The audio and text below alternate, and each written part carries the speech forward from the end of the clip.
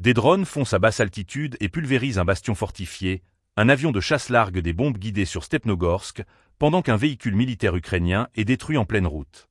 Le 19 mai, l'opération spéciale a de nouveau frappé sur plusieurs fronts avec une coordination millimétrée et une intensité croissante. Pour ne rien manquer de cette évolution stratégique, abonnez-vous et partagez ce reportage dès maintenant. Près de Kharkov, un bastion de peloton des forces armées ukrainiennes a été pris pour cible par des drones kamikazes de type FPV, lancés par le 44e corps du groupe des forces du Nord.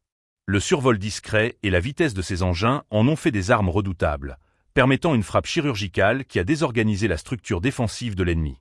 Cette action, confirmée par des images au sol, s'inscrit dans une stratégie d'épuisement des positions fixes ukrainiennes par des moyens autonomes à bas coût mais à forte létalité. Dans la région de Tchernihiv, un autre drone, cette fois opéré par la garde nationale, a visé et détruit un buggy militaire ukrainien. Ce véhicule léger, utilisé principalement pour des missions de reconnaissance et de liaison rapide, a été intercepté en plein déplacement, illustrant l'efficacité grandissante des unités de surveillance et de frappe combinées.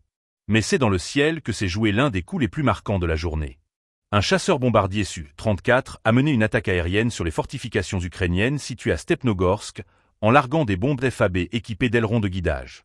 Ces munitions, capables de corriger leur trajectoire en vol, permettent de frapper des cibles enterrées ou protégées avec une précision redoutable. Selon les premières estimations, les positions visées étaient occupées par des unités mécanisées de l'armée ukrainienne en phase de regroupement. Ce recours combiné à l'aviation tactique, aux drones d'attaque et aux frappes de précision laisse entrevoir une intensification des moyens déployés. L'utilisation de bombes guidées FAB, notamment, indique une volonté d'éliminer les centres de résistance tout en limitant les pertes humaines côté russe.